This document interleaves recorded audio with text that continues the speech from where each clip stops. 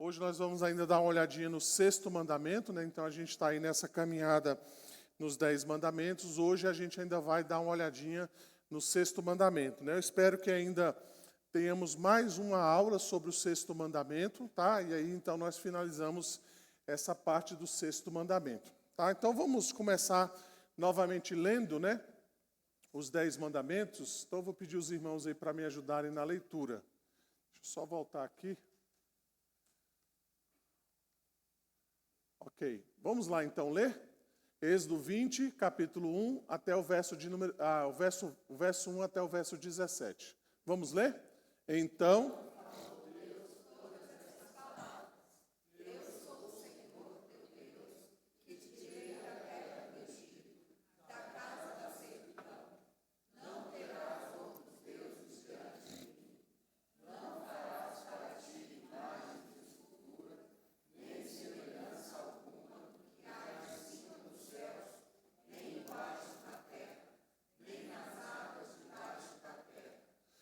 não as adorarás, porque eu sou o Senhor teu Deus, Deus zeloso, que visito a iniquidade dos pais nos filhos, até a terceira e quarta geração daqueles que me aborrecem,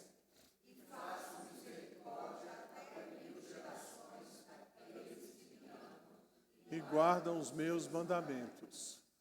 Não tomarás o nome do Senhor, porque o Senhor não terá por inocente o que tomar o seu nome em vão.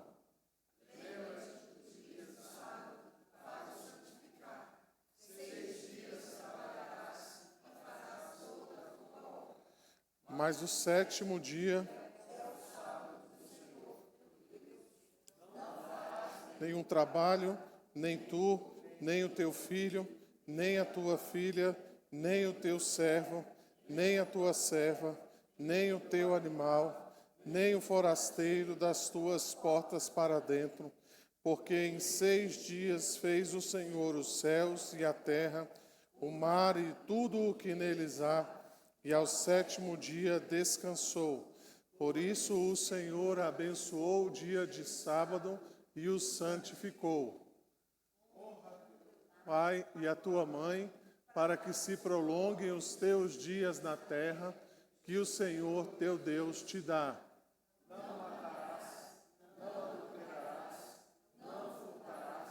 Não dirás falso testemunho contra o teu próximo, não cobiçarás a casa do teu próximo, não cobiçarás a mulher do teu próximo, nem o seu servo, nem a sua serva, nem o seu boi, nem o seu jumento, nem coisa alguma que pertença ao seu próximo, tá? Então nós estamos, como eu mencionei, aí no sexto mandamento. Deixa eu só passar aqui. Não está passando. Então nós estamos aí no sexto mandamento, né? O sexto mandamento é esse, é não matarás. Mas vocês lembram que eu mencionei que a melhor tradução seria não assassinarás, né? Vocês lembram por que eu fiz essa diferenciação? Alguém lembra? Por quê que essa tradução é melhor? Diga, Júnior.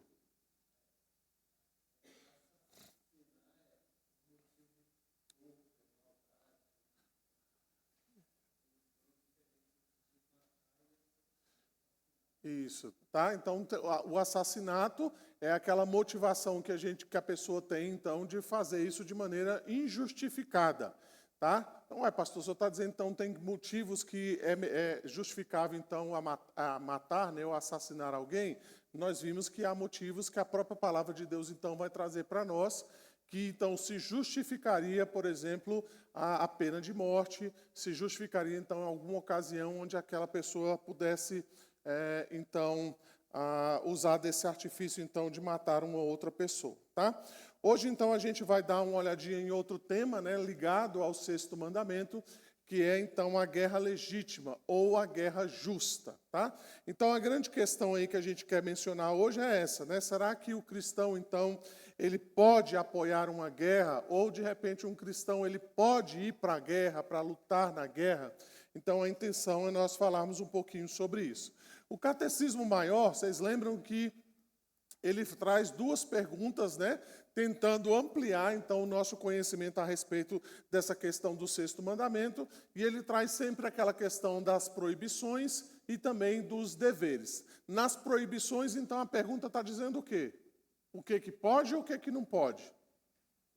Não pode. Proibição, né? Quais são os pecados proibidos do sexto mandamento? Ou seja, o que que você não pode fazer à luz do sexto mandamento? Os deveres é o quê? O que você deve fazer, né? Então, à luz do sexto mandamento, o que que você deve fazer? Então, veja que os mandamentos têm sempre essa perspectiva. Então, embora o mandamento diga não matarás, é uma proibição. Por outro lado, então, a gente tem que trazer a questão dos deveres. Então, a pergunta 136, eu reduzi ela um pouquinho aí, ela é bem maior, né? Mas o que interessa é essa parte aí, né?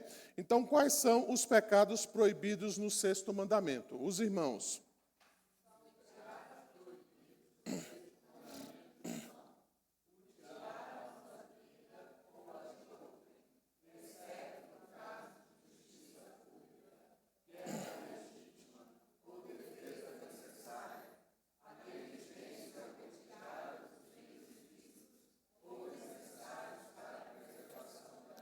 Isso, então veja aí que o Catecismo Maior traz essa expressão, né?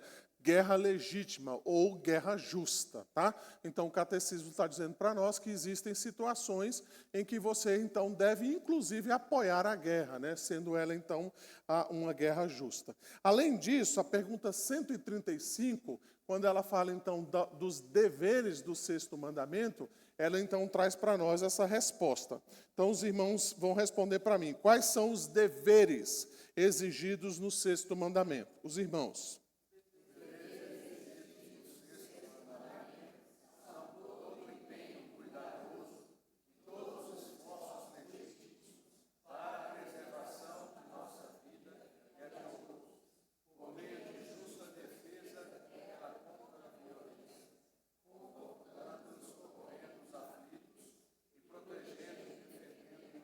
Isso. Então a gente vai ver que em alguns contextos de guerra se aplica exatamente essa questão então de proteção da vida. Vamos fazer algumas considerações iniciais aqui para a gente entrar nesse assunto.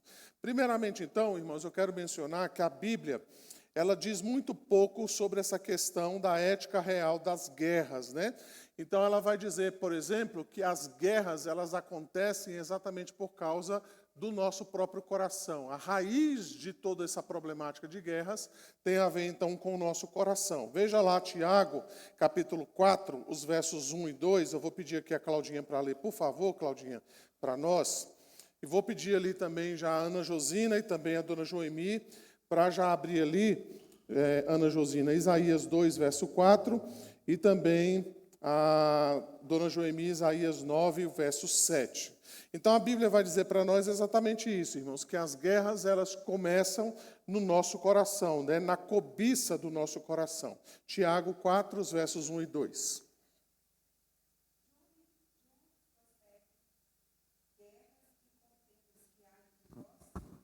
De onde senão dos prazeres que militam na vossa carne? Cobiçais e nada tendes, matais e invejais e nada podeis obter. Viveis e lutar e a fazer guerras. Nada tendes, porque não pedis. Isso, então o Tiago está mencionando isso que eu acabei de falar, né? Que a raiz, então, das guerras surge exatamente da cobiça do nosso coração, né? Então essas questões vão crescendo e elas vão se tornando exatamente em guerras, tá? A Bíblia também diz que na consumação dos séculos, nós realmente desfrutaremos de plena paz. Em outras palavras, o que a Bíblia está dizendo é que nós não chegaremos a uma paz completa nessa vida, né? Então, se de repente você achava que você poderia viver em paz, né, que as nações poderiam viver em paz nessa guerra, né, nessa era, né, eu quero dizer para você que isso é uma promessa da consumação dos séculos. Enquanto nós estivermos nessa vida, enquanto o pecado estiver presente no nosso meio, certamente haverá guerras aqui e acolá. Nós vamos sofrer, então, algumas vezes, inclusive, as consequências dessa guerra. Isaías 2, verso 4 e também Isaías 9, o verso 7. Pode ler. Para que te aumente governo e venha paz, enfim, sobre o trono de Davi e sobre o seu reino, para o estabelecer e o firmar mediante o juízo e a justiça, desde agora e para sempre. O zelo do Senhor dos Exércitos fará isso. Isso. Então, veja aí que essa promessa de Isaías 9 diz respeito, então, a esse tempo de paz. Vocês lembram que no verso 6, inclusive, Cristo é mencionado como o príncipe da paz. Isaías 2, verso 4, também vai trazer uma promessa semelhante a essa. Ele julgará entre os povos e corrigirá muitas nações. Estas converterão as suas espadas em relhas de arados e as suas lanças em podadeiras. Uma nação não levantará espada contra outra nação, nem aprenderão mais a guerra. Isso. Uma outra promessa, se você quiser anotar, está lá em Isaías 11:6, diz assim: o lobo habitará com o cordeiro e o leopardo se deitará junto ao cabrito. O bezerro, o leão novo e o animal cevado andarão juntos, e um pequenino os guiará. Então, o quadro aqui, né, a gente não tem tempo para entrar em todos os detalhes, mas o quadro aqui é de um tempo de paz, né, onde as nações abandonam as suas espadas, trocam as suas espadas, então, exatamente por instrumentos de paz, né, como relhas, como podadeiras, e diz aqui, então, que nenhuma nação não se levantará contra outra nação. Então, isso é uma promessa da era messiânica, né, exatamente quando todas as coisas foram consumadas. Além disso, então, a Bíblia, ela menciona uma honra de maneira especial para aqueles que buscam a paz. Por exemplo, Salmo 120, os versos 6 e 7, vai dizer assim, olha, já há tempo demais que habito com os que odeiam a paz. Sou pela paz. Quando, porém, eu falo, eles teimam pela guerra. Ainda, Mateus capítulo 5, verso 9, nas palavras de Jesus, ele vai dizer, bem-aventurados pacificadores, porque serão chamados filhos de Deus. Então, a Bíblia diz que nós devemos promover a paz, nós devemos apoiar a paz, nós devemos, então, ser daqueles que repudiam qualquer tipo de guerra, né? A gente vai ver que existem alguns motivos pelas quais, inclusive, a gente deve apoiar, mas, em princípio, nós devemos sempre zelar pela paz, né? Inclusive, nos nossos relacionamentos, a gente vai ver um pouquinho mais adiante, né? Nós devemos sempre usar os meios pacífico para resolver as nossas questões. Uma outra questão que eu quero mencionar ainda de maneira introdutória é que o Templo de Jerusalém, que foi construído por Salomão, ele também foi construído em tempos de paz. E vocês lembram que, na verdade, quem inicialmente lançou esse projeto, né, vamos dizer assim, quem foi o arquiteto inicial do Templo de Jerusalém, não foi Salomão, mas foi quem? Davi. E por que Davi não podia construir o templo em Jerusalém? Ele era um homem de guerra, não é? Deus chega a dizer, as suas mãos estão manchadas de sangue, né? Então, ele foi proibido, né, por Deus nesse sentido, exatamente porque ele era conhecido como um homem de guerra. Depois, então, que ele tem toda aquela conquista, né, e que ele estabelece, então, aquele reinado, né, que ele, de fato, toma posse como rei, ele traz paz à nação de Israel. Então, Salomão está pronto para construir o templo em Jerusalém, e é isso, então, que acontece, né? Então, é um fato muito interessante aqui para nós. Se você quiser depois dar uma olhadinha, né, 1 Crônicas 22, os versos 18 a 19, também 1 Crônicas, capítulo 28, você vai ver exatamente essa menção, né? Uma outra coisa que nós precisamos considerar, de maneira essencial, é que a guerra do cristão não é uma guerra carnal, mas é uma guerra espiritual. Você vai encontrar, por exemplo, Efésios 6,12 mencionando isso, porque a nossa luta não é contra sangue ou carne, e sim contra os principados e potestades, contra os dominadores deste mundo tenebroso, contra as forças espirituais do mal nas regiões celestes. 2 Coríntios 10, verso 13, diz assim, porque, embora andando na carne, não militamos segundo a carne. Paulo vai se dirigir a Timóteo falando de um bom combate, né? Ele vai dizer assim, né? Este é o dever que te encarrego, ó filho Timóteo, segundo as profecias de que antecipadamente foste objeto, combate firmando nelas o bom combate, né? Este bom combate não é um combate carnal, mas é um combate espiritual pelas coisas de Deus, né? Então, o cristão, ele sabe disso, que por detrás de todas essas questões dessas guerras físicas, né, que a gente poderia dizer assim, está uma que é muito maior e muito mais importante que a guerra espiritual. Né? Então, nós não andamos pela carne, irmãos, nós andamos, de fato, pela fé.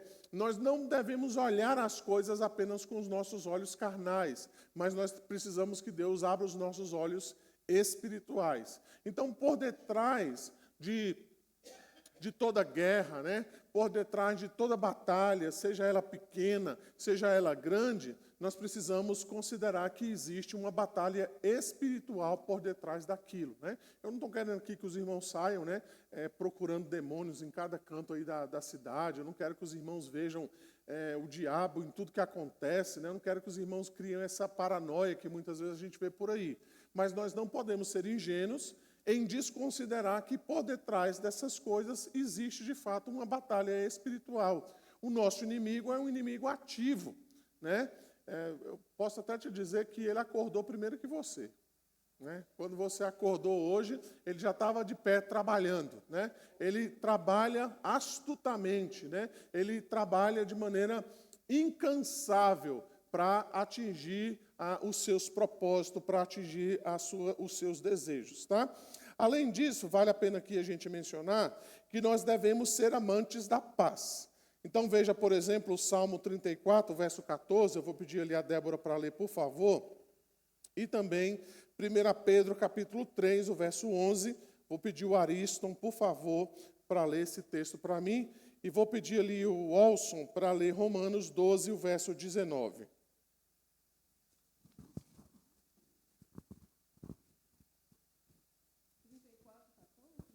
Isso. Agora. Aparta-te do mal. Ai, que susto. Aparta-te do mal e pratica o que é bom. Procure a paz e empenha-te por alcançá-la. Isso. Pedro vai repetir isso lá em 3:11, 1 Pedro 3:11. Aparte-se do mal, pratique o que é bom, busque a paz e empenhe-se por alcançá-la. Isso. E ainda Romanos, capítulo 12, o verso 19.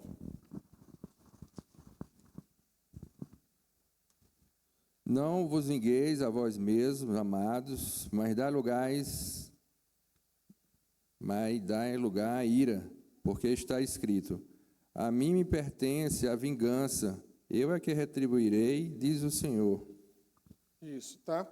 Além disso, Romanos 12, 21 diz: não te deixes vencer do mal, mas vence o mal com o bem, tá? Então, o cristão sempre é alguém que, primeiramente, preza pela paz, né? Ele sempre é alguém que tenta resolver as suas questões de maneira pacífica, tá? Além disso, a gente precisa considerar aqui que a Bíblia, ela respeita a vocação militar. Veja, por exemplo, que João Batista, ele, então, quando é procurado por alguns soldados, ele não diz para o soldado assim: olha, você tem que abandonar o exército, porque isso aí não é de Deus, né? Você fica matando as pessoas, lutando guerras, larga isso daí, né? Vai fazer outra coisa. Veja lá, por exemplo, Lucas, capítulo 3, o verso 14, quando lá nós encontramos assim, né? Também soldados lhe perguntaram: e nós que faremos? E ele lhes disse: a ninguém maltrateis, não deis denúncia falsa, e contentai-vos com o vosso soldo. Ali, então, João Batista estava pregando o arrependimento. Esses soldados, então, chegaram perguntando: olha, e a gente? O que a gente deve fazer? João Batista, como eu disse, né, ele não simplesmente diz assim: olha, larga o exército, porque isso é coisa do diabo, né, você precisa, então, deixar essa profissão.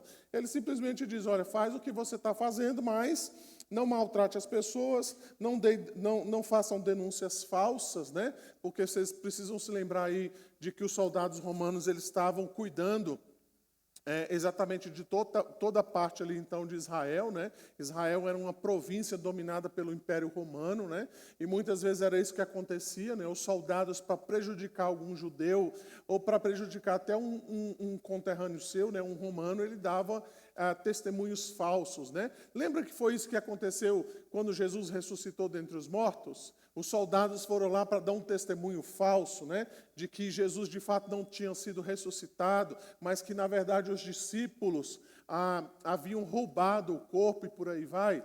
Então é aqui que João Batista está mencionando isso, né? E ele diz, você deve ficar contente também com o seu salário, né? Você não deve ficar, então, revoltado por causa disso. Então veja que João Batista, de maneira nenhuma, disse que esses homens deveriam abandonar o serviço militar, tá? Além disso, nós vamos encontrar lá em Mateus capítulo 27, o verso 54, se você quiser dar uma olhadinha lá, você vai ver que a última palavra que é mencionada por um homem no Evangelho de Mateus é essa daí, verso 54 do capítulo 27. E ela é dita, então, por um centurião, ou seja, por um soldado, por alguém, então, que lutava em guerras, né? Então, o centurião e o que com ele estavam guardavam a Jesus, vendo o terremoto e tudo o que se passava, ficaram possuídos de grande temor e disseram, verdadeiramente este era Filho de Deus. Então, quem mencionou essa frase, essa última frase, digamos assim, essa última frase humana registrada nos evangelhos, testificando, então, a divindade de Jesus Cristo, é isso que ele está dizendo aí, ele é, de fato, Filho de Deus, foi um militar, né? Foi um centurião, foi alguém, então, que era do exército, né? Lucas, capítulo 7, o verso 9, nós vamos encontrar também um registro positivo a respeito de um militar, né, de alguém que lutava no exército, quando diz assim, né, ouvidas essas palavras, admirou-se Jesus dele e, voltando-se para o povo que o acompanhava, disse, afirmo-vos que nem mesmo em Israel achei fé como esta. Né? Jesus estava exaltando a fé daquele homem, né? Exatamente porque aquele homem tinha sobre os seus cuidados homens, que ele dizia, olha, vai, faz isso, faz aquilo. E quando ele então chega para Jesus e ele pede a cura do seu filho, Jesus fala assim, olha, então deixa eu ir lá ver o garoto. E aí ele fala assim, não, Jesus, você não precisa nem ir na minha casa, basta que você dê uma ordem. Assim como eu faço com os meus soldados, eu dou uma ordem e eles vão. Assim também você pode dar uma ordem e o espírito mau, então, pode sair do meu filho. E foi isso que aconteceu. E Jesus elogiou a fé daquele homem, mesmo ele sendo, então, um militar, né? Alguém que lutava em guerras, tá? Você vai encontrar também lá em Atos, capítulo 10, se você estiver anotando os versos 1 e 2, que ali nós encontramos assim, né? Morava em Cesareia um homem de nome Cornélio, centurião da corte chamada italiana, ou seja, era alguém do exército, alguém que era militar, piedoso e temente a Deus com toda a sua casa e que fazia muitas esmolas ao povo e de contínuo orava a Deus. O verso 22 você vai encontrar o seguinte, né? Então disseram, o centurião Cornélio, homem reto e temente a Deus, e tendo bom testemunho de toda a nação judaica, foi instruído por um santo anjo para chamar-te à sua casa e ouvir as tuas palavras. O verso 35 você vai encontrar no capítulo 10. Pelo contrário, em qualquer nação, aquele que o teme e faz o que é justo, lhe é aceitável. Então, esse capítulo 10 vai descrever a conversão desse Cornélio, né, e toda a sua casa. Era um centurião, um militar, alguém que então estava envolvido de alguma maneira com algum tipo de forças armadas. E a Bíblia em nenhum momento diz que quando ele se converteu, ele largou o exército.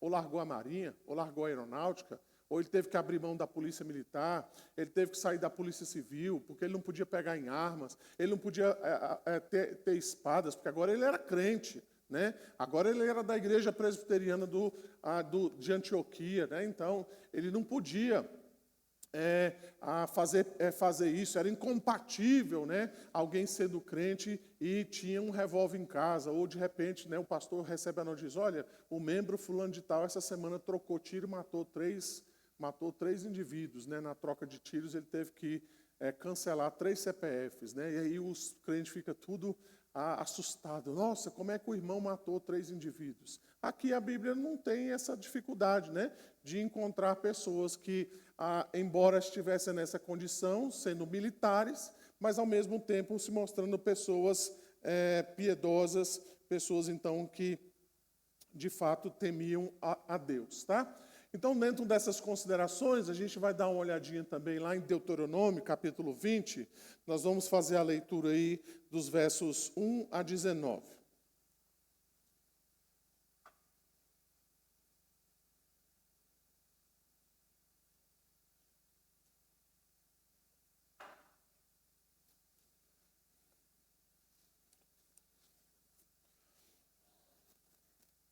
Então, acompanhe aí a leitura do texto bíblico, que aqui, então, Deus dá algumas instruções a respeito das guerras. Olha o que diz aí. Quando saíres a peleja contra os teus inimigos, e vire cavalos e carros, e povo maior em número do que tu, não temerás, pois o Senhor teu Deus, que te fez sair da terra do Egito, está contigo. Essa é a primeira coisa. Deus estava com o seu povo aonde? No meio da guerra. Assim como Deus estava presente no santuário, assim como Deus estava presente no templo, aqui então Deus está dizendo, eu estou no meio da guerra junto com vocês. Vocês vão pelejar e eu sou com vocês. É isso que a gente já percebe aí. Quando vos chegardes a peleja, o sacerdote se adiantará e falará ao povo e dir-lhe-á, ouvi, ó Israel, hoje vos achegais a peleja contra vossos inimigos, que não desfaleça o vosso coração. Não tenhais medo, não tremais, nem vos atemorizeis diante deles, pois o Senhor vosso Deus é quem vai convosco a pelejar por vós contra os vossos inimigos para vos salvar. Se a gente pudesse atualizar esses versículos aí, né?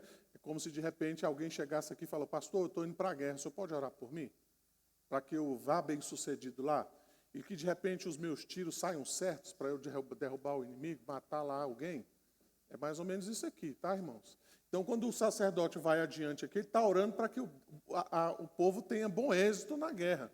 Não é para que eles se matem na guerra, mas para que eles matem. Né? Melhor, né? Para que eles não sejam mortos na guerra, mas para que eles matem os seus inimigos. É isso, então, que nós estamos vendo aqui. Verso 5.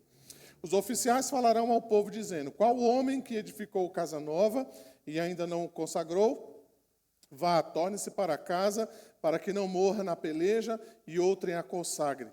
Qual homem que plantou uma vinha e ainda não a desfrutou? Vá, torne-se para casa, para que não morra na peleja e outrem a desfrute. Qual homem que está desposado com alguma mulher e ainda não a recebeu? Vá, torne-se para casa, para que não morra na peleja e outro homem a receba. E continuarão os oficiais a falar ao povo, dizendo, qual homem medroso e de coração tímido? Vá, torne-se para casa, para que o coração de seus irmãos se não derreta como o seu coração. Quando os oficiais tiverem falado ao povo, designarão os capitães dos exércitos para a dianteira do povo. Quando te aproximares de alguma cidade para pelejar contra ela, o que ele diz aí? Oferecer-lhe-ás a paz. Olha, a gente está aqui, temos um exército, mas a gente quer oferecer a sua rendição. Você se rende? O princípio é esse. Se a sua resposta é de paz e te abrir as portas, todo povo que nela se achar será sujeito a trabalhos forçados e te servirá. Porém, se ele não fizer paz contigo, mas te fizer guerra, então a sitiarás, e o Senhor teu Deus a dará na tua mão. E todos os do sexo masculino que houver nela passarás a fio da espada. Mas as mulheres e as crianças e os animais e tudo o que houver na cidade, todo o seu despojo tomarás para si, desfrutarás o despojo dos inimigos que o Senhor teu Deus te deu. Assim farás a todas as cidades que estiveram muito longe de ti, que não forem da cidade desses povos. Porém, das cidades dessas nações que o Senhor teu Deus te dá em herança, não deixarás com vida tudo o que tem fôlego. Antes, como te ordenou o Senhor teu Deus, destruí-la-ás totalmente. Os heteus, os amorreus, os cananeus, os ferezeus, os heveus e os jebuseus, para que não vos ensinem a fazer segundo todas as suas abominações que fizeram a seus deuses, pois pecaríeis contra o Senhor vosso Deus. Quando sitiares uma cidade por muito tempo, pelejando contra ela para a tomar, não destruirás o seu arvoredo, metendo nele o machado, porque dele comerás. pelo que não o cortarás, pois será a árvore do campo algum homem, para que fosse sitiada por ti, mas as árvores cujos frutos souberes não se comem, destruí-las-ás, cortando-as, e contra a cidade que guerrear contra ti, edificarás baluartes até que seja derribada. Então veja aqui que Deus permite guerra nesse sentido, né? De que há o oferecimento de paz e caso então essas pessoas não se rendam voluntariamente, então devem guerrear por elas. Existe a situação então em que deveria se destruir, deveria se matar somente os homens, né? Mas algumas cidades aqui é citado que deveriam se matar todas as pessoas, inclusive mulheres e crianças.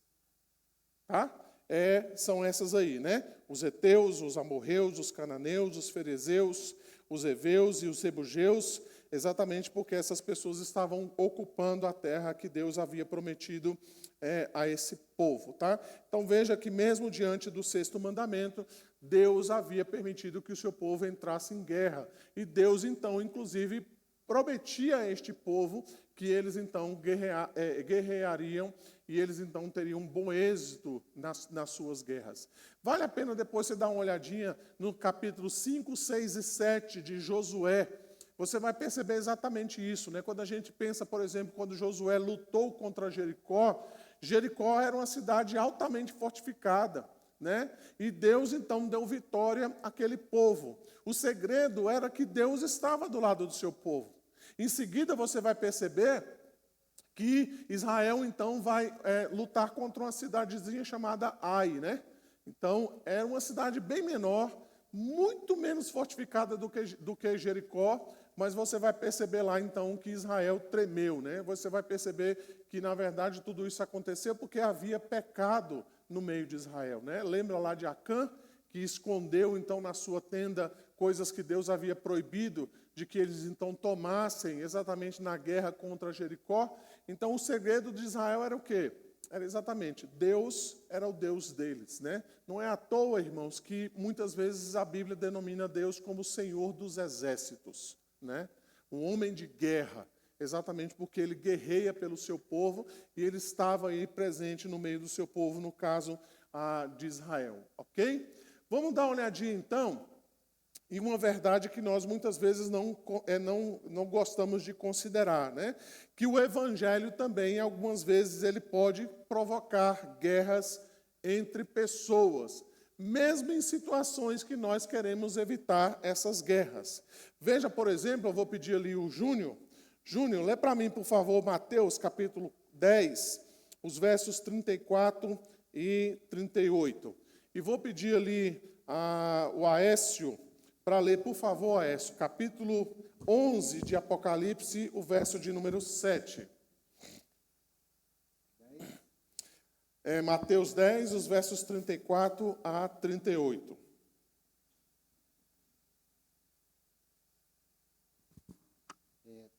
Não penseis que vim trazer a paz à terra. Não vim trazer paz, mas espada. Pois vim causar divisão entre o homem e seu pai, entre a filha e sua mãe, e entre nora e sogra. Assim os inimigos dos homens serão os da sua própria casa. Quem ama seu pai ou sua mãe mais do que a mim, não é digno de mim. Quem ama seu filho ou a sua filha mais do que a mim, não é digno de mim. E quem não toma a sua cruz e vem após mim, não é digno de mim. Isso. Quem está falando isso daí? Deus. Hã? Deus. Quem está falando isso aí, gente? Jesus que está falando. A gente quer ter guerra com os nossos parentes? Você quer ter guerra com a sua mãe ou com o seu pai? Não. Mas o que Jesus está dizendo aqui? Que isso pode acontecer, não é? Por causa de quê?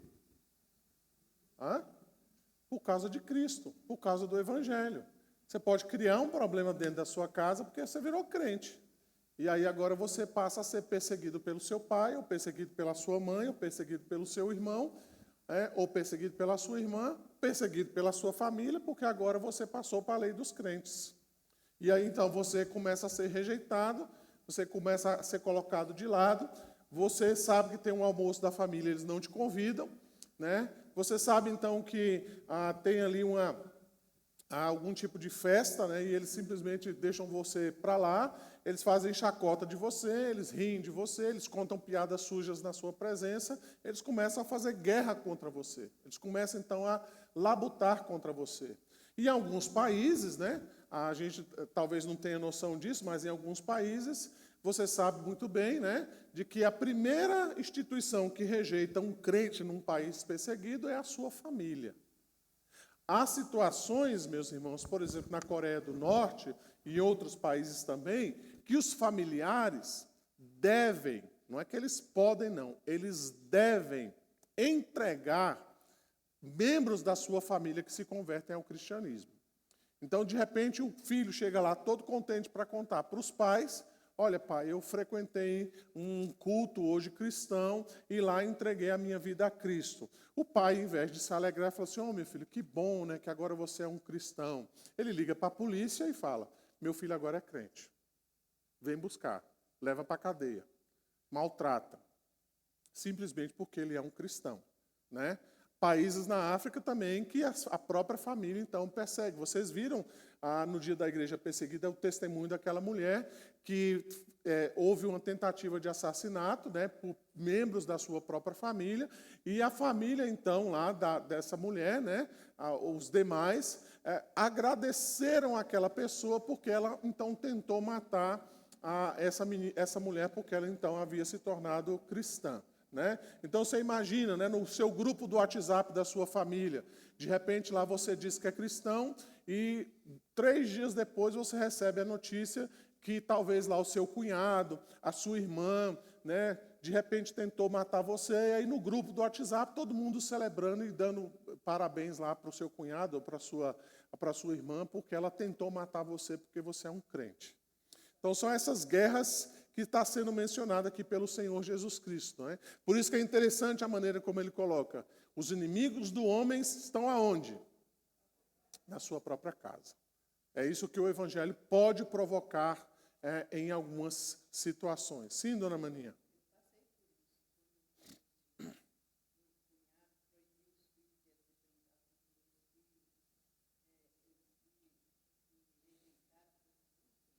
Isso. A senhora não queria isso, né? A senhora certamente não queria isso. Mas o Evangelho provoca isso às vezes, né?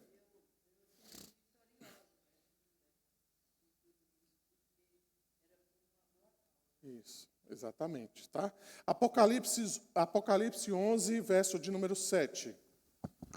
Quando tiverem, então, concluído o testemunho que devem dar, a besta que surge do abismo pelejará contra elas, e as vencerá e matará. Isso, tá? A gente não vai ter tempo de olhar todos os detalhes, mas aqui João está dizendo que a besta vai pelejar contra as testemunhas. E veja o finalzinho que diz aí: e as vencerá e as matará.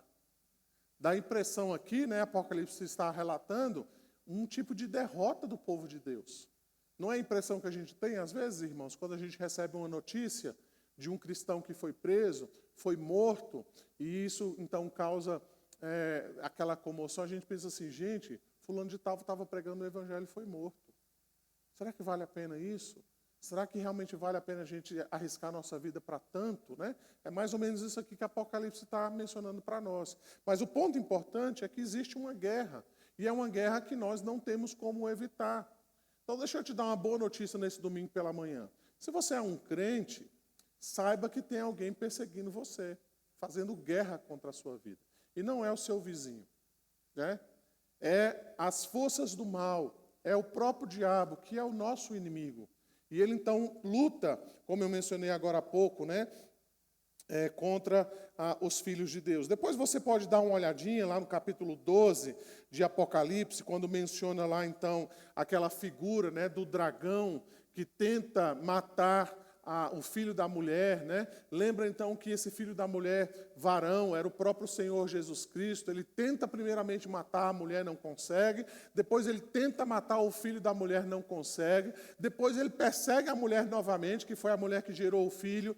E ele então, Deus esconde essa mulher no deserto, né? É o que está dizendo lá no capítulo 12. E aí então Satanás se vê naquela situação, o que ele faz? Ele é lançado na terra e agora ele começa a perseguir aqueles que são os cristãos. Eles vão perseguir a descendência dessa mulher. E lá você vai ver que são aqueles que guardam os mandamentos de Deus. Então, você tem que escolher hoje de manhã se você quer ser perseguido e guardar os mandamentos, ou você dizer, pastor, eu não quero guardar os mandamentos, porque se a condição é que eu vou pelejar contra o diabo, então eu não quero guardar os mandamentos de Deus. Agora, se você guarda os mandamentos de Deus, o diabo está no seu encalço. Essa é a verdade. Ele luta contra aqueles que guardam os mandamentos de Deus, é o que diz lá em Apocalipse. Tá? Vamos dar uma caminhada aqui rapidinho. Olhando então, nós já falamos sobre isso, né? Nós vamos ver também que a Escritura muitas vezes fala que a guerra é algo necessário, né? Veja lá que em Romanos capítulo 13, nós já mencionamos isso em outra situação, que Deus então dá a espada à autoridade civil, para que a autoridade civil então use essa espada para castigar o que pratica o mal. E vocês lembram que a palavra que o apóstolo Paulo usa lá, né? Vocês lembram exatamente qual é a palavra que Paulo usa quando ele diz, então, que a autoridade é o quê de Deus? Uma palavra bonita, né? Mas qual é a palavra lá que ele usa? Pode abrir lá, gente, pode colar. Hã? Isso, mas ela é chamada de outra coisa. Ela é o quê? Hã? Ela é o quê? Ministro de Deus, né? A palavra a gente acha bonito, né? Ministro. Mas eu falei isso há algumas aulas atrás. Na verdade, o sentido real dessa palavra é o quê? Servo. A palavra lá é essa. A autoridade é serva de Deus. O que o servo faz? Ele serve a quem aqui nesse sentido? A autoridade está servindo a quem, gente? A Deus, gente. É isso mesmo. Não precisa ter medo de falar, não. A autoridade é serva de Deus. E aqui Paulo está dizendo, Deus deu a espada à autoridade. E diz, use quando for necessário. É isso que ele está dizendo. E muitas vezes é isso que acontece. Por isso, então, que quando a gente vê leis injustas sendo aprovadas, né, ou as leis, a gente vê, por exemplo, leis brandas, né, a gente não pode ficar simplesmente dizendo, isso aí está normal, é tranquilo. Não, a autoridade, o ministro de Deus, ele precisa, de fato, agir conforme a vontade de Deus, né? Por isso a gente mencionou anteriormente na pena capital, que a pena capital, então, seria, vamos dizer assim, a coisa mais justa no que diz respeito, então, à vida, né? Porque uma vida só pode ser reposta por outra vida. Então, a gente vê a desvalorização da vida exatamente porque nós não vemos leis justas nesse sentido aí, tá? Então, muitas vezes, quando a autoridade precisa incitar uma guerra, ou ela precisa declarar uma guerra, muitas vezes é exatamente para tentar aí, salvaguardar aqueles que são inocentes e para castigar aqueles que praticam o mal, tá? Eu queria rapidamente, então, só para a gente partir aqui para o final, falar um pouquinho aqui sobre a teoria da guerra legítima, que é algumas questões aqui que o John Frame coloca para nós, né? Então, em que sentido a guerra poderia, então, ser justificada? Ou em que sentido a guerra poderia, então, ser uma guerra legítima? Então, ele relaciona aqui algumas questões importantes. Primeiro, nós precisamos ver se essa causa é uma causa justa. Nós vimos, então, que toda agressão deve ser condenada. Mas existe um aspecto que a guerra se torna justa, tá? Exatamente quando ela é o meio necessário para se trazer a paz. Ou seja, já se tentou acordos, a gente vai ver daqui a pouco, né? Já se tentou outros meios, já se tentou conversas e a situação não melhora. pessoas inocentes estão sendo mortas. Então, há situações então, que o melhor, de fato, é entrar com a guerra. Ou seja, alguém tem que ir lá e pôr fim a esse conflito. Tá? Então, é nesse sentido que é chamado então, de causa justa. A segunda coisa, então, que nós precisamos mencionar é que essa guerra ela só é legítima se ela tiver uma intenção justa. Então, é o que Frame vai dizer. A única intenção legítima é assegurar uma paz justa a todos os envolvidos. Vingança, conquista, ganho econômico ou supremacia ideológica não justificam uma guerra. Em outras palavras, o que é que Frame está dizendo? Uma guerra justifica-se para trazer o quê? Paz. Já que a gente não consegue entrar num acordo, já que as partes envolvidas não querem promover a paz por si mesmas, então alguém tem que ir lá e promover a paz. Tem que invadir o território, tem que matar quem está criando a confusão toda e salvaguardar aqueles que não estão envolvidos, aqueles que estão sofrendo direto ou indiretamente com essa guerra que está acontecendo de maneira injusta. Ele também menciona que a guerra ela deve ser algo de último recurso. Ele vai dizer, só se deve entrar em guerra após todas as negociações e concessões tiverem sido tentadas e falharem. Lembra do texto de Deuteronômio que nós mencionamos? Qual é a primeira coisa que Israel deveria fazer? Oferecer a paz, não era? Olha, se rendam.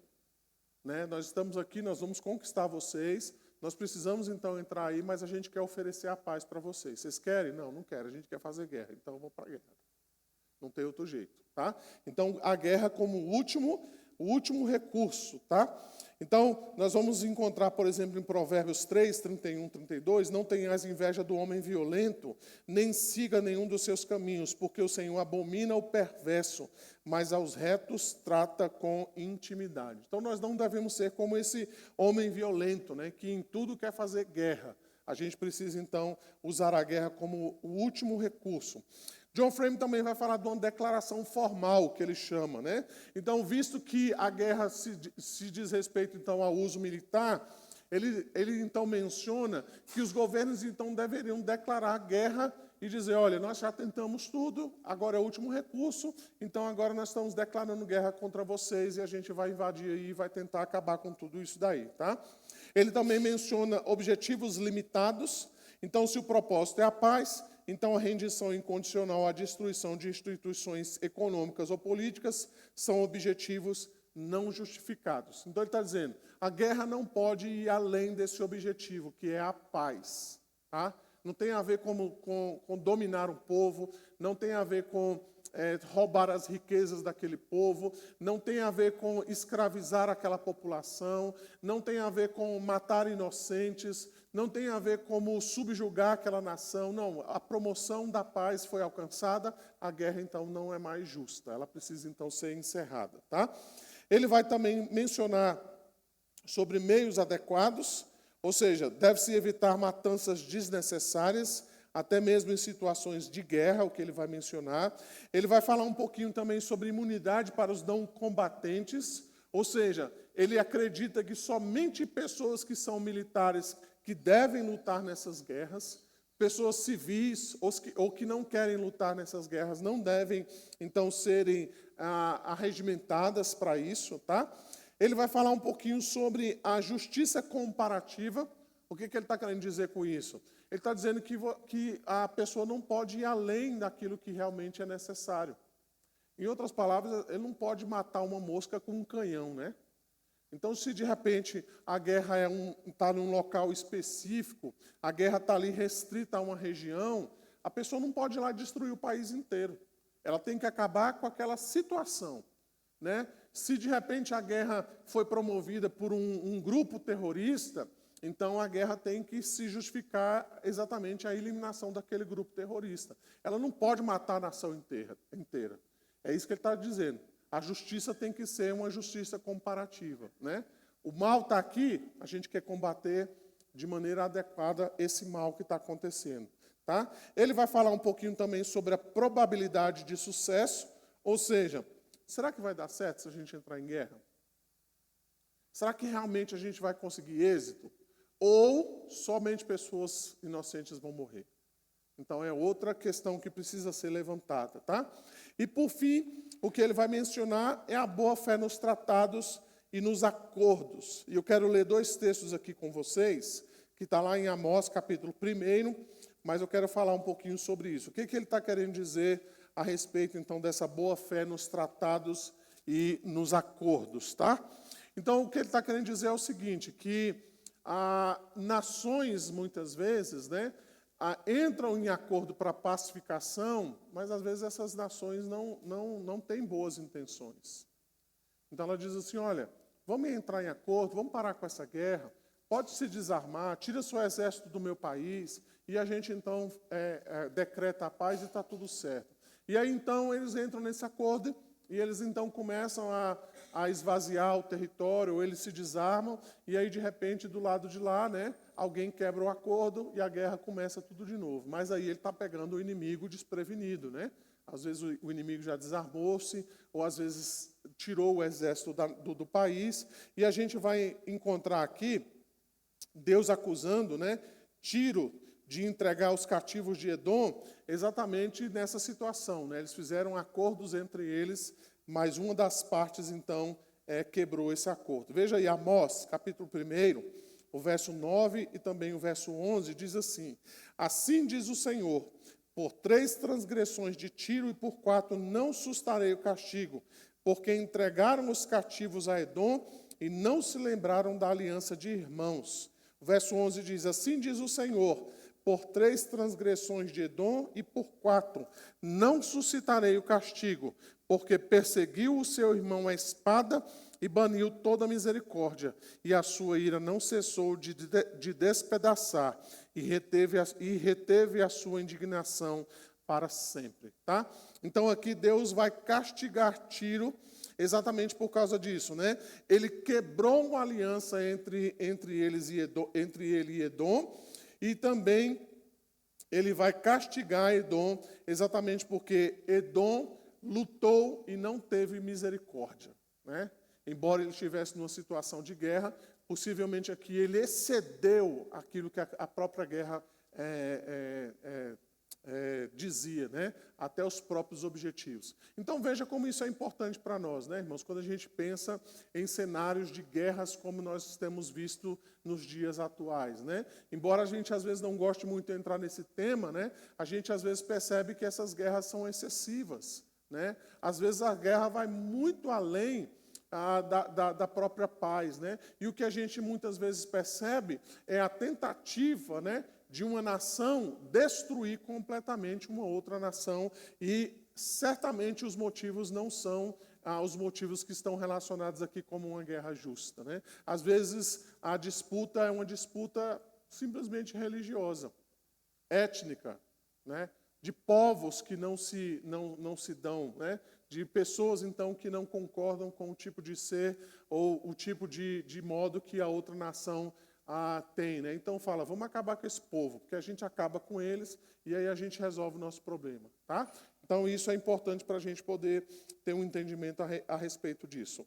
O Salmo 68, ele vai trazer algo muito interessante para nós, né? Eu queria que os irmãos lessem aí o verso 28 e também o verso de número 30. Os irmãos podem ler, por favor, bem alto.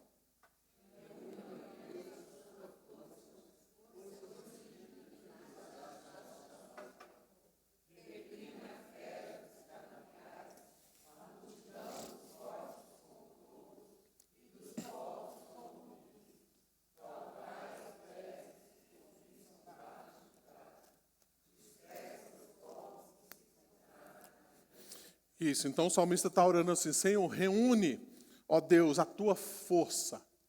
Reúne tudo que o Senhor pode para fazer isso daí. E no final do verso 30 ele diz, para dispersar os povos que se comprazem na guerra. Então o que o salmista está dizendo para nós é isso, né? Ele está orando para que Deus se levante e combata essas pessoas que têm prazer na guerra. Qual é a nação que tem prazer na guerra? É a nação que não tem essas justificativas que o John Frame coloca aqui para nós. Que é aquilo que nós chamaríamos, então, dessa guerra legítima, né? São povos que simplesmente se levantam para matar os outros.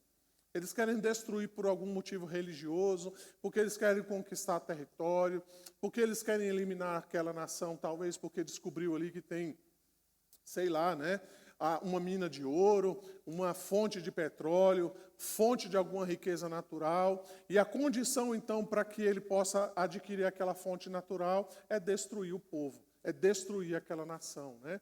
Talvez na tentativa de acabar com a religião, né, de algum povo específico. Então, como é que você acaba com aquela religião? Na cabeça deles você acaba com a religião matando as pessoas que acreditam nessa religião. Então, vamos invadir, vamos destruir todo mundo e vamos matar todos. E isso, então, não seria uma guerra justificável, tá?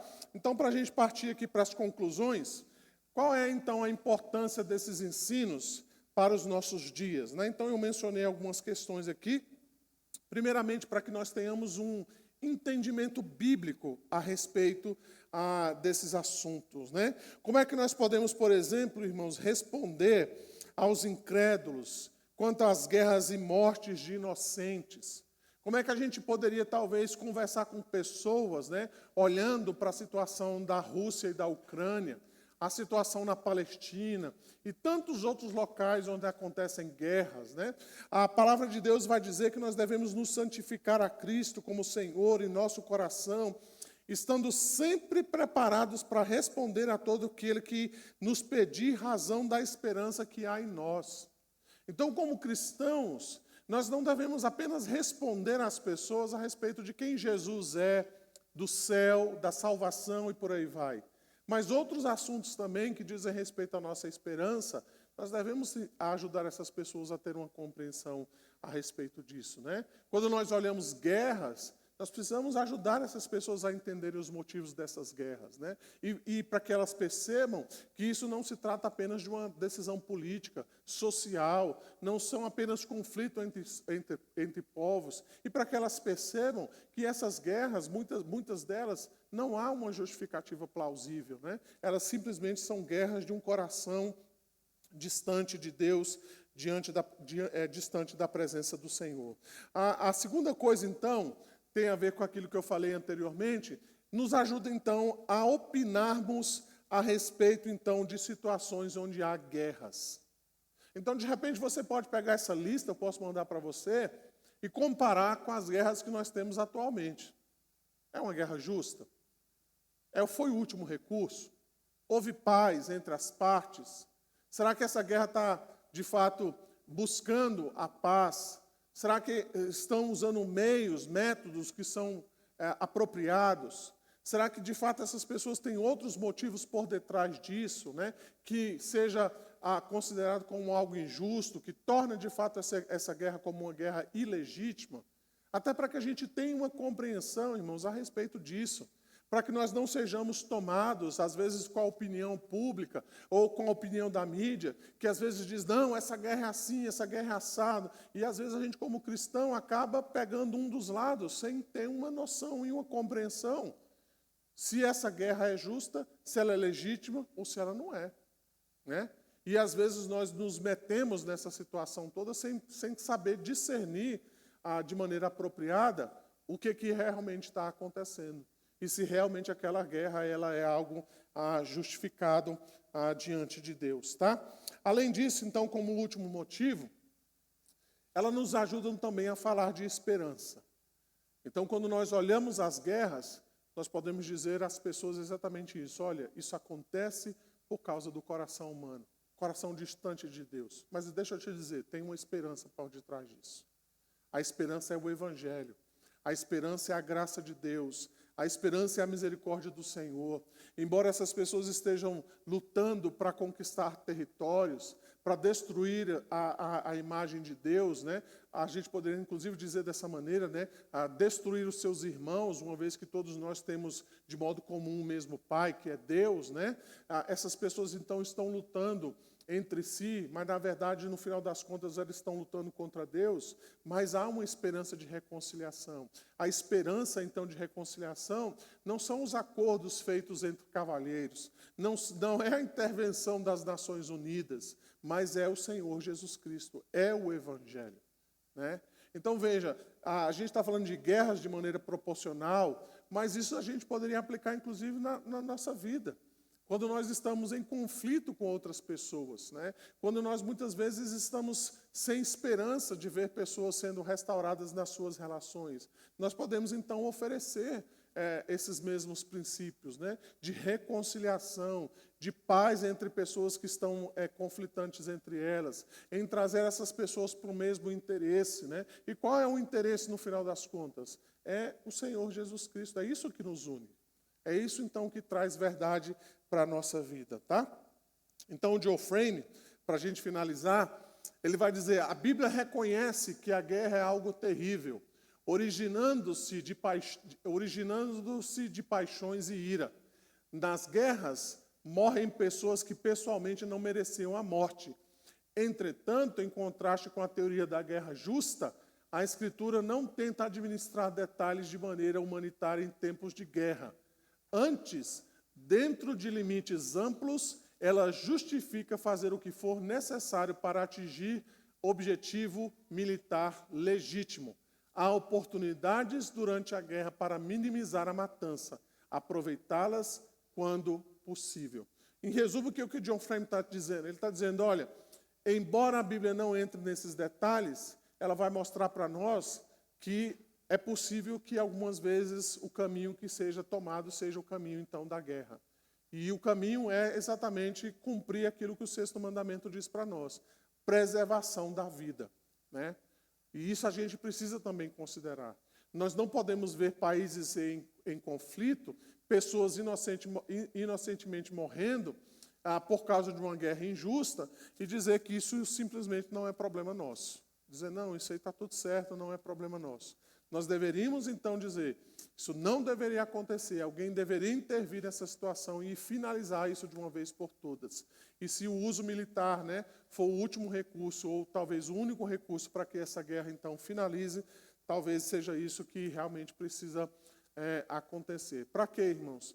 Para que vidas sejam preservadas. Mas você vai dizer, pastor, mas se entrar uma guerra, outras pessoas vão morrer. Mas também, se não entrar, pessoas vão continuar morrendo certamente, né? Porque essas pessoas muitas vezes estão numa guerra injusta, né? Numa guerra ilegítima. Nós temos alguns minutos aí, se os irmãos quiserem fazer alguma consideração, alguma pergunta. Walson, depois Ana Josina. Vou pela ordem aqui e depois Dona Joemi. Pastor, muito interessante a aula de hoje, né? Porque muitos temas, às vezes, a gente, por mais bem intencionado que seja, fica mais na nossa opinião e, às vezes, não está de acordo com o que está na palavra de Deus, né? Em relação, teve um texto que a gente leu, que a priori pode estranhar um pouco, à primeira vista, é o que está em Deuteronômio 20, que a gente leu, que Deus ordena, né, que em alguns locais, em guerra, só os homens seriam mortos, né, e as mulheres e crianças, até os objetos ali precisam ser destruídos, os animais, né? Em outros, porém, ele ordena que tudo seja destruído, como a gente leu aqui, que ele fala, porém, das cidades destas nações, que o Senhor, teu Deus, te dá em herança, não deixarás com vida tudo o que tiver fôlego, inclusive, interessante, os animais, Sim. né? E ele fala isso, né? Aí é interessante que na história lá de Samuel pecou muito, né? E um dos pecados deles talvez tenha combinado com o fim do reinado dele, foi justamente quando ele estava lutando com os amalequitas, que os soldados deles, né? Mesmo o profeta Samuel tem dito que ele era para destruir tudo, o profeta Samuel, no reinado de Saul, né? Que era para ter destruído tudo, os soldados, eles ficaram com bois e ovelhas. Sim. E Saul, com medo, não repreendeu e deixou, né? Porque eles lutaram, etc. E quando Preservou, o profeta, inclusive, o rei, né? e quando o profeta Samuel chegou, e ele foi justificar, não, eles pegaram aí, mas olha o detalhe, eles disseram assim, os bois e os carneiros, a gente vai oferecer em sacrifícios a Deus, né? Tentando justificar. Aí é interessante, em próprio Samuel 15, os dois versículos que fala sobre esse fechamento, ele diz o seguinte, ó, Samuel, porém, respondeu, acaso tem o Senhor tanto prazer em holocaustos e em sacrifícios, quanto em que se obedeça a sua palavra? A obediência é melhor do que o sacrifício, e a submissão é melhor do que a gordura de carneiros, pois a rebeldia é como o pecado da feitiçaria, da arrogância, como o mal da idolatria. assim como você rejeitou a palavra do Senhor, ele o rejeitou como rei. Né? Então, assim, a importância da obediência, por mais que você tenha boas intenções, no caso aqui até a questão do sacrifício, que foi a mesma coisa lá que o senhor falou aí, do caso de Acã, né? Que uma família dele toda morreu por causa daquele pecado, né? Que tinham mandado destruir tudo e ele ficou lá com ouro, com a prata, com a cobiça, o que achava ali que era bom, e ficou, né? Então, é importante aí a questão da obediência à palavra de Deus, mesmo que inicialmente a gente tenha até boas intenções em alguma coisa, ou estranhar, tem que se procurar ser fiel à palavra de Deus. Ana Josina aqui na frente e Dona Joemir. Pastor, eu sei que Deus é um Deus de guerra. O senhor disse que o autor fala aí dos motivos de guerra. Eu procuro na minha memória, eu não consigo lembrar nenhuma guerra que não fosse por poder, ou poder para defender a religião, ou poder para defender seu território. A guerra da Ucrânia. Se a Ucrânia, quando fosse atacada, se ela se rendesse, não teria morte, teria escravidão. Né? A guerra da Palestina, se ela desistisse de ter seu território, também não teria tanta morte, teria escravidão. E aí, tem alguma guerra na Bíblia que não tenha posse? Tem? Eu não conheço. Que não eu quero ser posse? lembrada. Que não tenha posse ou dominação. Ou é posse ou é dominação. Eu não consigo ver nenhuma outra que não tenha posse ou dominação. O povo de Deus entrou para ocupar a terra, né? Eles eram Então, assim, peregrinos, eu eles tenho tinham que dificuldade ocupar. com esse autor, porque ele fala coisas que eu não consigo entender. Né? Eu sei que o meu conhecimento é muito limitado, mas eu queria uma guerra só, onde não tivesse nem posse, nem dominação, para eu poder aceitar. Qual? Aquela de passagem pelo território. E aí não houve a permissão. Isso. Mas foi passagem. Então,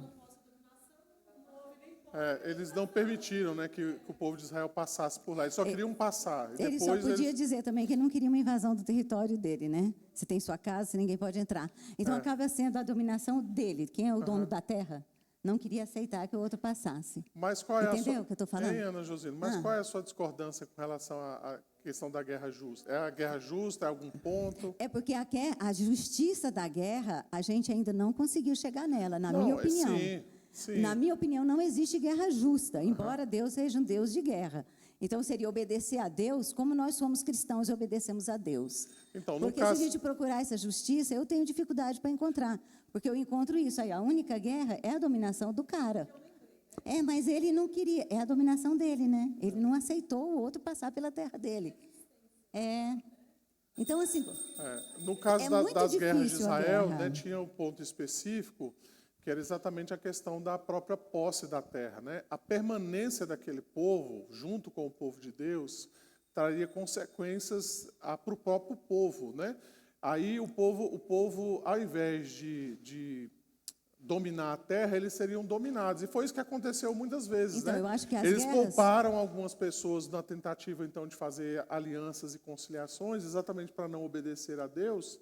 E esse povo se tornou exatamente se tornou a pedra de tropeço para o povo de Deus. Então, eu acho que até as próprias guerras que Deus determinava era para dominar a terra. Sim. Dominar a terra. Então, a diferença das guerras de hoje, das guerras antigas, é porque Deus parou de falar em alta voz e bom som, domina ali aquela terra. Então, o povo hoje faz a guerra sem a ordem de Deus. Mas, no final das contas... Sim, mas, por exemplo, dominação. hoje, por que um povo invadiria outro povo? Para dominar e ficar com a terra e ficar com os despojos. Aquele povo que a gente está falando aqui, que é o povo de Israel, eles não tinham uma terra. A gente está falando de uma questão específica. Mas justificaria isso hoje? Que a gente já tem os povos, já tem todas as divisões, já tem todas as questões instituídas, né? Então isso revela, no final das contas, o coração pecaminoso, que eu acho que é diferente dessa ordem que o povo havia recebido do próprio Deus, né? Sim, acho que aí é diferente. É isso que eu estou falando. Por isso que eu falo do autor, que quando ele fala de motivo justo, o motivo justo também lá, quando Deus mandou, era para dominar aquela terra. Né? Não, mas aí o motivo justo que ele coloca ali, Ana Josina, é no sentido de que de salvar pessoas que estão em conflito. É alguém, por exemplo, está até na guerra da Ucrânia e da Rússia. Então, o que ele está dizendo alguém precisaria intervir nessa situação exatamente para acabar com essa guerra, porque a guerra não é justa. estou supostamente dizendo aqui, né? A Rússia não teria um motivo justo para invadir a Ucrânia.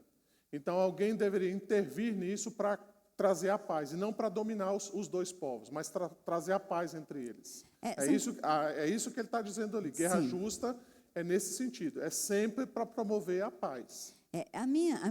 O meu questionamento, a minha reflexão, é que, na verdade, também, quando você oferece a paz, a própria Bíblia fala isso, você não oferece exatamente paz apenas, você oferece uma derrota sem guerra.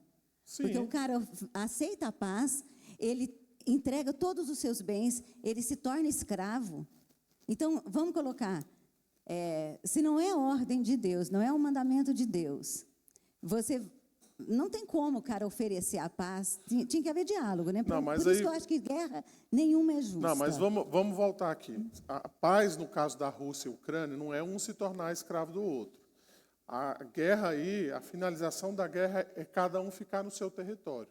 Sim. É a Rússia voltar para o seu território e levar a sua vida numa boa, tranquila e calma, e a Ucrânia, por sua vez, no seu território, conduzir o seu povo de maneira né?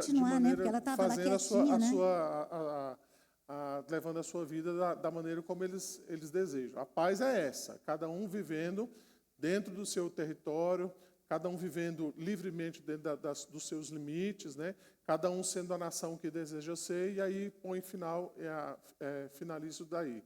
Não é um se tornando escravo do outro, entendeu? Hoje, por exemplo, o que se vê, ao que tudo parece, né? Ao que se vê na Palestina e Israel, eu acho que é a tentativa de Israel de tomar o território de Israel, que é um território recente, ele é de 48 para cá. E a Palestina continuar sem território. Aí é o que eu estou falando, o acordo, a paz seria de que eles pudessem limitar essas questões, limitar as terras e cada um viver dentro desses limites aí, e não que um se tornasse escravo do outro. Eu acho que o entendimento que John Frame traz não é esse, mas é de que cada povo possa seguir o seu caminho dentro do seu próprio território. Guerra, se fosse fácil, não tinha, né? Resolveria no diálogo, né? Não precisava ter a guerra. Não é fácil. Mas na consumação do século ainda vai ter uma guerra final, né? O Apocalipse fala da guerra contra Og e Magog. Pastor, não sei se é o mesmo assunto da irmã, mas é um assunto que essa semana aconteceu uma coisa que me impressionou muito. Um rapaz de 28 anos, da igreja evangélica, família evangélica, ele se suicidou se enforcando. E daí a mãe ficou desesperada, o pai ficaram desesperados, né? Eu senti assim, pensei assim, na Bíblia está escrito, crê no Senhor Jesus Cristo, será salvo tu e tua casa. Com certeza, está debaixo dessa promessa. Tomar posse dessa promessa. Eu creio que ele será salvo. Tenho isso na minha mente. Mas é triste, né? Como fica na situação da família, né? Certamente. A gente vai falar de suicídio lá na frente. Irmãos, mais alguém gostaria de fazer alguma pergunta? Júnior ali atrás. Diga, Juninho. Falando do Velho Testamento, né? Tipo assim, o senhor falou que a autoridade é instituída por Deus e serve a Deus, né? Sim. Toda vez que Israel foi governado por um rei mau, por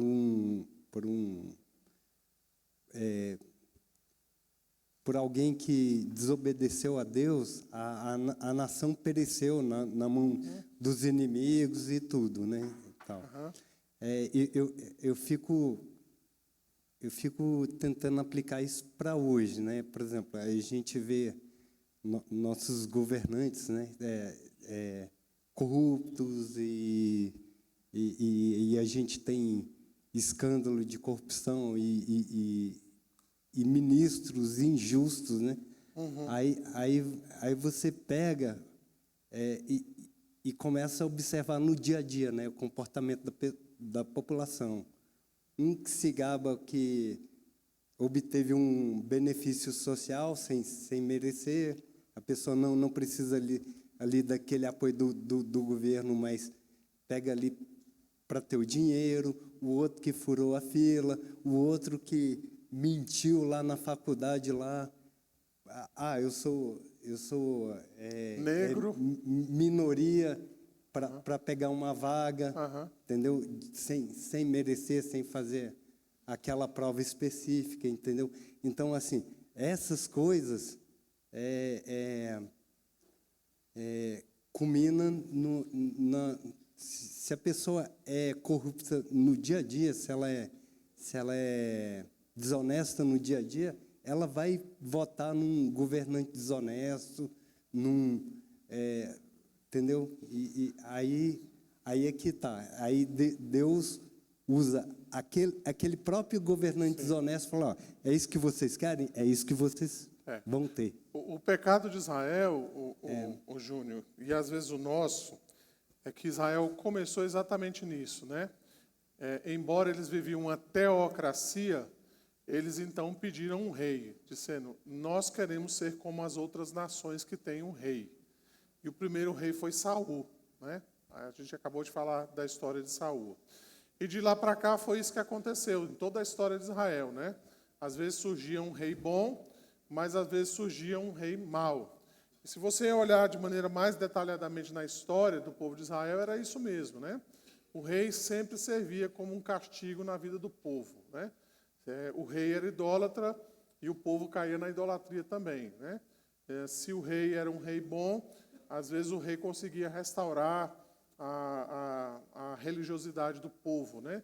Você vai encontrar, por exemplo, eu estou lembrando aqui de cabeça, né, de que o povo, inclusive, é mencionado lá, né, que o povo, inclusive, havia se esquecido até de celebrar a Páscoa, que era um evento extremamente importante para o povo de Israel, e a Páscoa ficou anos, não foi meses, não, anos sem ser celebrada, décadas sem ser celebrada, até que, se eu não me engano, Josias assumiu o trono e ele restaurou, então, a Páscoa, né? Então, o povo voltou a celebrar a Páscoa. Se eu não me engano, Josias também encontrou o livro, né? Estava perdido lá, cheio de poeira, né?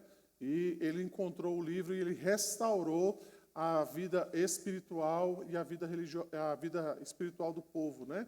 E isso trouxe prosperidade para a nação de Israel. E às vezes também vinham esses reis maus, assim como nós também. Então não pensa a gente que quando Deus manda um governante ruim, isso não tem resultado para nós não que tem, né?